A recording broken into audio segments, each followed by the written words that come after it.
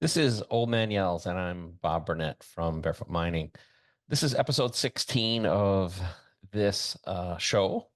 And today we're going to explore the value of a block and also the implications of the changing value of the block to the mining community.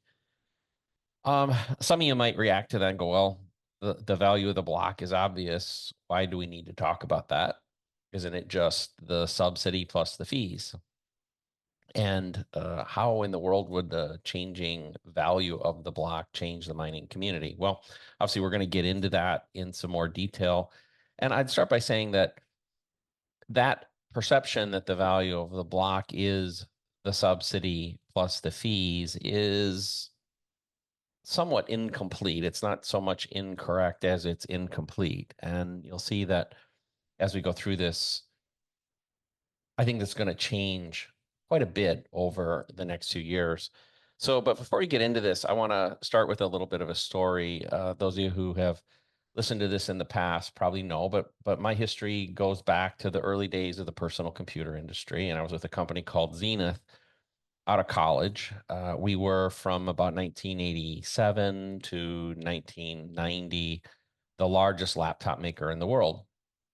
And I was fortunate enough to be, part of that company and some of the teams developing some of those computers. And as time went by and I was working there, I got a little frustrated because what I saw was a perception within the company, mainly from the sales and some of the marketing departments, that what we should be doing as we were developing this technology was really pushed to drive the cost of the laptops down.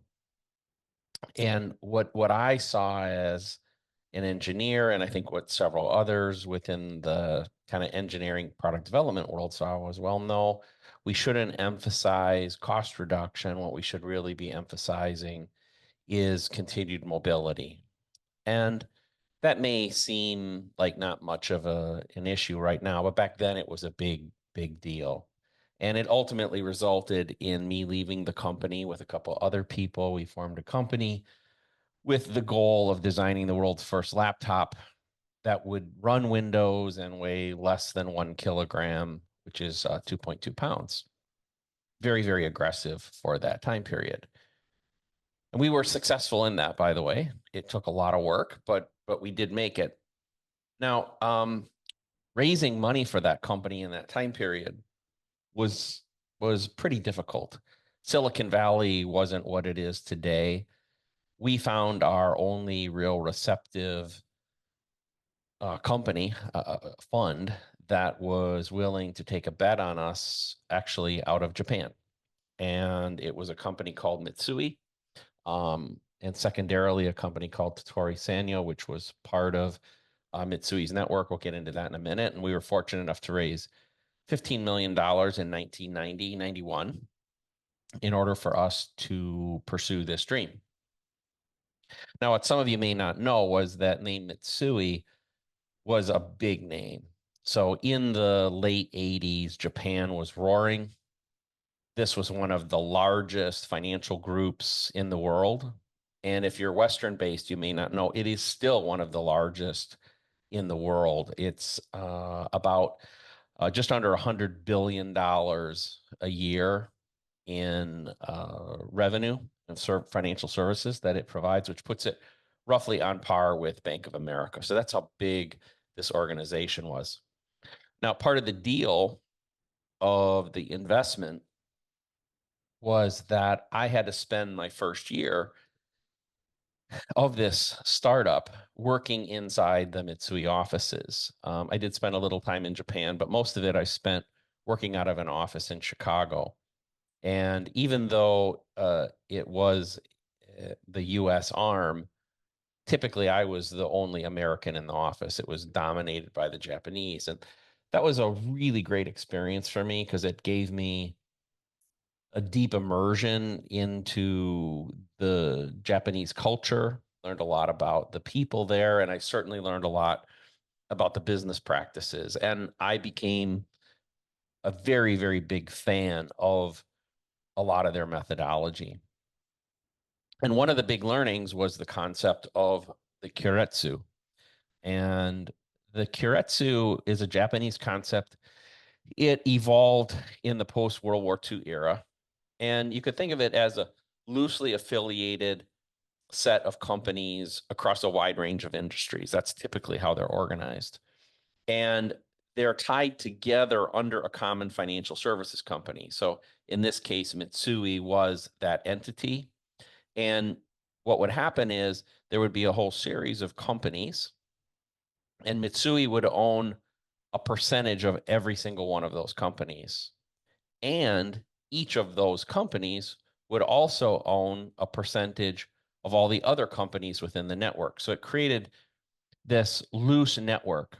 Now, none of these ownerships were typically a controlling interest. It sometimes would result in maybe a board seat on one company or another, but even then it was typically, that even wasn't typically the case. It might be a 5% ownership, 8% ownership, 11% ownership, those kind of things. Now in Japan, there are 6 of these groups still active today, and they're all massive. They're all in that Mitsui-like size of $100 billion or more of the financial services company that sits in the middle, and the individual companies are massive. Now, what I saw was that these companies created these interdependencies then. So for instance, in today's world, there's another group. It's called the Mizuho Group, M-I-Z, uh, M-I-Z-U-H-O is the pronunciation. And in that group, for instance, there are many, many companies, but we'll just boil it down to 3. One is Toyota, one is Kobe Steel, and one is Toshiba. So these are massive companies, obviously. Well, what happens is because of this synergistic relationship between each other, the Toyota vehicles and the Toshiba electronics typically use Kobe Steel. And Kobe Steel uses Toyota heavy equipment and Toshiba computers in its operation. So you can see that there's this interrelationship. Now, what all of them do, though, is they all get their banking and financial services and typically things like insurance services from Mizuho, in this case, from the central company. So this loosely held structure creates really a family, and it creates a mechanism by which they all have a vested interest in each other, and they work together somewhat like a cooperative, even though they're all in completely different industries. So we'll kind of come back to this keiretsu thing in a little while. So let's go back to the title of this podcast, which is the value of a block. So as I said, if you ask most Bitcoiners and certainly miners, what is the value of a block? The answer would be, well, it's the subsidy plus the fees. And that answer, though it's off, it's a good approximation of the current conditions and certainly the conditions over the last 15 years, really. But I think over time, it's going to become less and less accurate. And I believe we are now in the very early stages of transitioning out of that. Now, this is pretty dramatic because historically, if we look at the last 15 years, for instance, 98% of all of the block reward, all of the revenue recognized by the miners, and certainly the value recognized by the miners, has come from the subsidy. So 98%, we can because of the way the Bitcoin ledger is organized, we can actually come up with that number. So it's about 98% has been subsidy and 2% has been the block reward, or excuse me, has been the fees. Now, in the last year, we could start to see some of the evolution. It was 94% subsidy last year, 6% fees. My prediction might be off, but my prediction is 4 years from today, it's going to be 50-50. And in the long run, because of the way Satoshi's design is, we know that subsidy is going to 0, right? So in the end, subsidy becomes a meaningless part of the value equation of a block because it will no longer exist. I think this has led a lot of people to ultimately think that the value of a block then will only be the fees. You'll hear that sometimes. Well, the security budget of Bitcoin is dependent on the fees, and maybe the fees won't be there. Maybe there won't be enough to secure the long-term blockchain. So I believe that's incorrect, or at least incomplete, and we'll get into some of that now. So if we look at this situation, I think it's best to approach it with kind of a first principles mentality. And right now, in the current state of the network, what we have is we have a very small level of global adoption of Bitcoin, right? So 8 billion people, there's maybe several tens of millions of Bitcoiners out of the 8 billion. And of the 330 million corporations in the world, we have maybe a handful that are actively participating in a Bitcoin economy. We have a mempool that has been stuffed for about 18 months, hasn't cleared in well over a year. And again, that's with almost no global adoption. Now, access to block space today and historically has really been a pretty simple exercise. When you wish to access it, you decide how much you're willing to pay for that given transaction. You pick a fee, you broadcast that transaction, and you go into it with a very reasonable expectation of when it will get confirmed. And it is a very much a real, what I would call a real-time marketplace, right? So I think this is also going to get very uncommon with time. And I think there'll be some radical ways in which transactions are even transactions and transaction fees are presented to the network. And a lot of the economics are based on, I should say the economics, a lot of the value will change based on who controls the block and how it is being used. So let's move forward and envision a scenario where X number of years in the future, you pick your time frame, but we've now got big pieces of the global economy working on Bitcoin. So it's not some little niche thing on the side. We've got big pieces of the global economy. Now, major corporations, financial services companies, banks, probably even sovereign countries, they hold Bitcoin, they accept Bitcoin payments, they use Bitcoin for international movements, they do intra-company transfers using Bitcoin. Now, if this time period or this situation is one in which big purchases and these big movements are consuming massive levels of block space and Bitcoin bandwidth, things are going to change. So let's review some of the math behind the network. So there's 53,000 blocks per year, each with about 4 million, with a maximum of 4 million weight units. And that gives us a global capacity of on the order 200 million transactions. Now, in the world I talked about, where we haven't maybe hyper Bitcoinized, but we have moved to a world in which Bitcoin has material parts of the global economy in which it's supporting, that transaction demand is going to be multiples of what it is today. And this presents a bit of a problem because one advantage of the establishment fiat system is that it's really not bound by a transaction capacity. And the cost and the time of financial transactions are somewhat fixed. And now when I say financial transactions, I'm not talking about the coffee at Starbucks sort of thing. I'm talking about the way money moves in banking and big industry. Money moving from one country to another, for instance. Um, a large purchase order that a German company is making with a Peruvian company, for instance. This is what I'm talking about.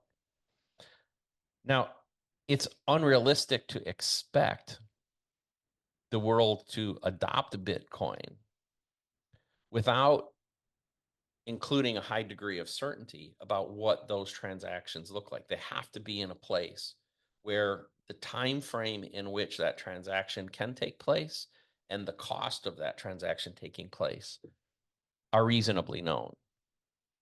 If they cannot be known, or at least within a very tight tolerance, we can't expect big corporations and big financial institutions to adopt Bitcoin. And if they don't adopt Bitcoin, we never reach hyper Bitcoinization, right? So there's a bit of a catch 22. Now, I know everybody probably gets the willies a little bit when you think about these big institutions being involved, just like we have recently started to experience with, you know, the BlackRocks of the world being involved in the ETFs. And I know there's a lot of people who look very negatively on it. I must admit there are parts of me that have mixed feelings about it, but I also know that in the end, we only get where we're going when everybody adopts and they are part of everybody. So in this situation, I think we have to reevaluate, why does a block have value? So it certainly has value for the direct financial reward of the block, but it's also the mechanism that dictates one's ability to participate in the economy. And with that control of the block comes a great deal of power. So who is going to value a block? Who's going to value control of a block? Who's going to make sure that they have regular control and access? It's the financial services companies, it's the banks, it's the conglomerates, it's the keiretsus. So if we look at the value of a block from the perspective of someone, or more importantly, a company using Bitcoin as a medium of exchange, again, not coffee, but as a major financial tool, and we look at how they value a block, it's going to be different. So I've come up with what I believe is a new equation to value that block. And we're going to walk through the different components of it, but I'll say it for right now. I believe the value of a block is the subsidy, the fees, the fee savings that come from controlling the block, the acceleration that you get from controlling a block, from fees for reserving block space, from the time saved and the associated opportunity cost, and also, this will be an ugly one later, from the ability to censor or deny. So let's kind of peel back each of these. So first, the subsidy. Now, within 15 years, again, Bitcoin's 15 years old, so we're only kind of saying in the next 15-year cycle, the subsidy becomes, to a great degree, insignificant. It will be less than a quarter of a Bitcoin per block in that time period, and it's on its way to zero. We all know that. It's the first piece. So the most important thing becomes the least important thing in a pretty short window. The second one are direct fees. Those are the fees that are inside the block itself associated with the transaction. They've been historically insignificant. I think they will get increasingly more material, and there will be a window of time, probably the next few decades, where they are the most significant piece of the value of a block. Now, the next one is, many of you are probably familiar with the concept of an accelerator. There are several out there. Mempool has one. I think Luxor has one. I believe Marathon has one. You'll see many more of these come up. And they are ways where if you have a transaction that you really want to make sure you get in a block, you can essentially pay them out of band, and meaning on a side deal. And when they win the next block, they will put you in. It's also a way of getting, I'll be generous today and just say non-standard transactions in. So anyway, that's one component. There will be a block that's valued by the controller of the block, in part by the fees it collects for acceleration. Now, another thing that happens is if you control a block, then you can put your own transactions in at no cost, and you save money relative to what you would pay if you were asking the rest of the network to produce it. Now you give up something too. You give up the fees you would have collected for somebody else, but with that you get certainty, right? So you get a fee savings and certainty in exchange.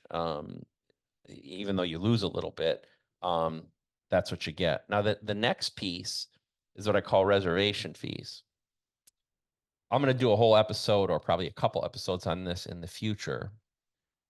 So I'll just give you the highlights of this right now. But today, block space is essentially bid for only in a real-time market. Meaning if you decide it's time to do a transaction, when you're ready, you go out and you bid in the marketplace. If it doesn't work, you find that you're getting stuck, you can use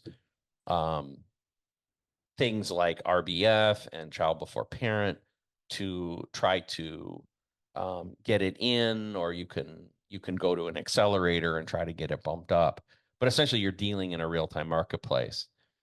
I believe, and I'm actually working on something that will change that, where if you are someone or some company and you know that at a point in the future, let's say it's November of this year, and you know that you're going to need a certain amount of access to block space, that you will be able to work with a system that will allow you to reserve that space now at a known cost.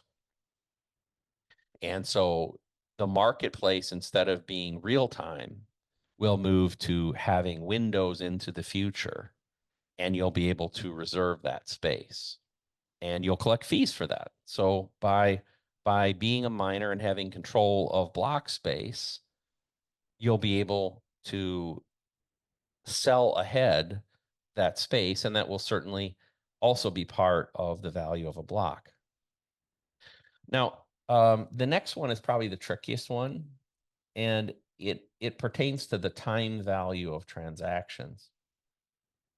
And so let's fast forward again. We're going to be in this future world where there is a robust Bitcoin economy working. Let's just pretend, for argument's sake, Bitcoin is valued at $1 million in 2024 terms. And let's also pretend, and I'm going to give you an extreme example that I know is probably very atypical, but I want to illustrate this concept to you. So we have $1 million Bitcoin.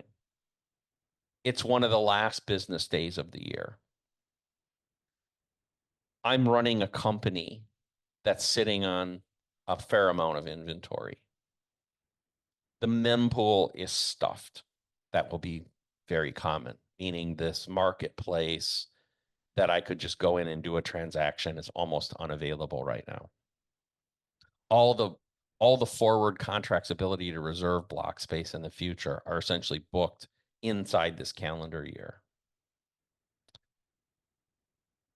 In my company, though, I get a proposal from a client that says they're willing to buy all of my inventory for 100 Bitcoin.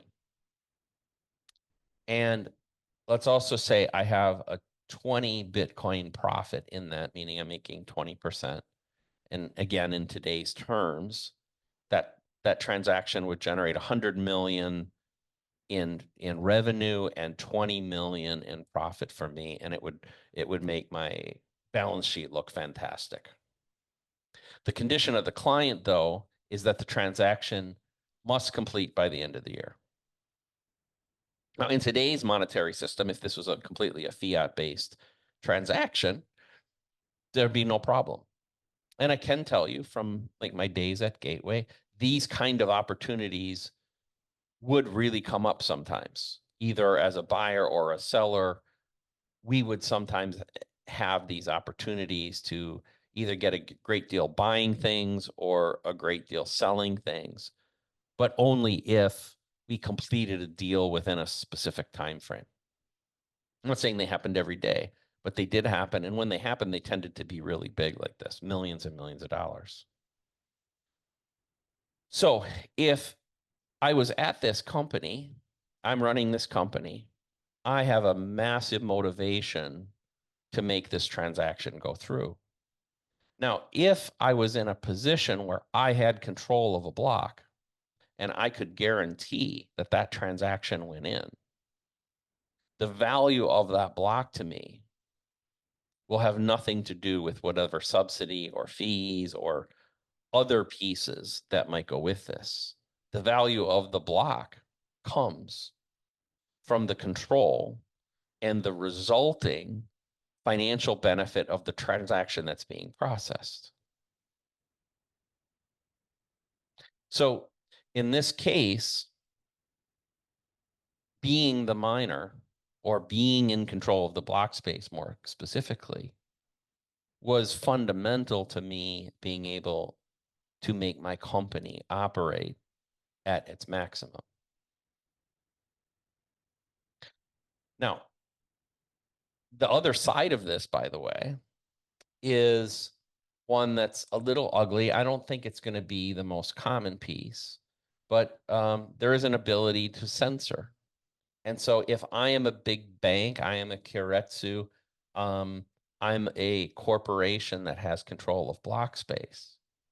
And I know that a competitor of mine in some form or another, or an enemy of mine in some form or another, is trying to get a certain transaction through, then my ability to make it more difficult for them is also part of the value of the block, at least the block that I am producing, right?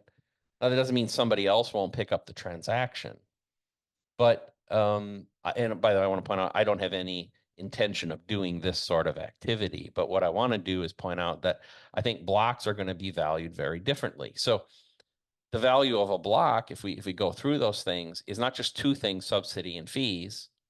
It's seven. Subsidy, number one, fees, number two, acceleration, number three, the savings of doing your own transaction, number four, money from allowing people to reserve forward block space that you control, number five, the time value or opportunity cost of the transactions that you include to you. And finally, number seven, the ability to deny or censor and create essentially harm to others. So as the true value of a block becomes more apparent and the shift moves away from subsidy and towards these six other variables, I believe it will change the mining landscape. For the last 15 years and probably for a few more, the output of a miner's work has been Bitcoin. As if somebody in the most simple terms said to me, Bob, you are a miner. What do you do? What do you produce? I produce Bitcoin. I contribute to these blocks. And when I'm fortunate, I win a block and I produce Bitcoin via the subsidy. Now that's about to end. We can argue about where it's substantially over, but I believe even 4 years from today, it is substantially over. So then when somebody says, Bob, what do you produce 4 years from today? My answer is going to be, I produce block space. That's the product. That's the commodity that I produce.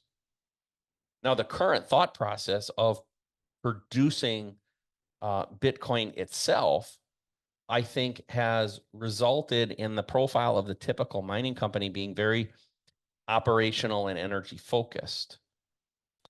And as the subsidy drifts towards zero, at the same time that adoption increases, then this whole thing flips on its head. Because if we review again, 330 million global users or global corporations, 8 billion people sharing 53,000 blocks and 200 million transactions, or I actually prefer to call them base layer resolutions. This will create a radical mismatch between the demand for block space and the supply. And as it does, assuming Bitcoin becomes what I think anybody listening to this show probably believes, it will become existential for many corporations to have access to block space, a reliable, consistent access to block space at a cost. Now, I think there's three primary different ways in which they could achieve that. One is they could pre-buy block space, like I talked about before. I'm going to go much deeper into this on a later episode. And I think this is how a lot of small companies will operate. They will pre-buy. It's how I think a lot of individuals will operate, is they will pre-buy block space. And I think even big corporations will supplement whatever they are able to do themselves with it. Now, the second one is, I think many corporations, maybe way outside the traditional mining space and energy space, will become miners. I think some of them that are maybe a little smaller will actually form cooperatives or joint ventures to do this as well. And the third way is I expect big banks, financial institutions, and the keiretsus to all become large miners. And as a means to court and attract clients into their sphere, they are going to offer block space access. And again, they will be miners, and they will also be active in the commodities markets to buy block space. But a big piece of their offering to their clients is going to be that. So this is probably one of those things that some people, all right, including myself, probably most people listening to this, don't really like. But we can't have our cake and eat it too. What I'm saying is the big boys are coming. The Bank of Americas and the Mitsuis and the JP Morgans. Fidelity's already there. I think some of them will be good guys. We've seen Swan already has 1% of the world's global hash rate. Brilliant move. Most people looked at it from the cash flow it provided, and there was a little bit of a controversy around it. I knew from the day I heard about it, no, this is a brilliant move to capture block space, and it will make the value of Swan, if they continue on the path that they're on, phenomenal. It will be a highly valuable company, maybe one of the most valuable companies in the world, if they can keep up what they're doing. But it's the price of success for Bitcoin. We can't expect the world to use Bitcoin and have a Bitcoin economy and expect that there are not big corporations and financial institutions involved. Even if the establishment financial institutions don't do this, then new ones will emerge like Swan to make it all happen. But they require something like Fedwire and the SWIFT system able to exist. That whole corporate community requires that. They can't live with Bitcoin in its current state. There's a common storyline in the Bitcoin community about the synergistic relationship between Bitcoin mining and the energy sector. There's certainly truth to that. some people believe the synergy is so strong, they almost think about it as like a merger of these two things, where it'll probably be more like the energy sector swallowing the Bitcoin mining side. And I don't disagree that this synergy is strong and that there will be a lot of business opportunity, but by connecting those two things together. But it has limits. We can explore some of those limits in the future. But at the end of the day, I think this fundamentally comes from the belief that the mining process is the conversion of energy into Bitcoin, right? Sometimes people refer to Bitcoin as digital energy. And I understand why, but I think to a certain degree, it's a dated perspective. And it comes from people looking at the mining process, at the product of the mining process being Bitcoin itself.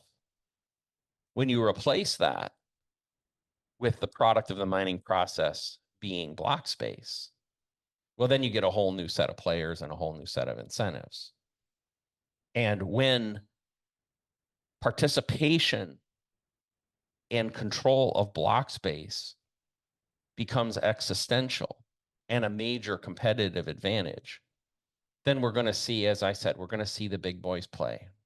And it probably will be something that we have to be concerned about. We have to make sure that some of the block space is controlled and available to the plebs, and that a lot of the things that are inherent to the belief of the current Bitcoin community are preserved. Self-sovereignty, no censorship, these sorts of things are very, very important.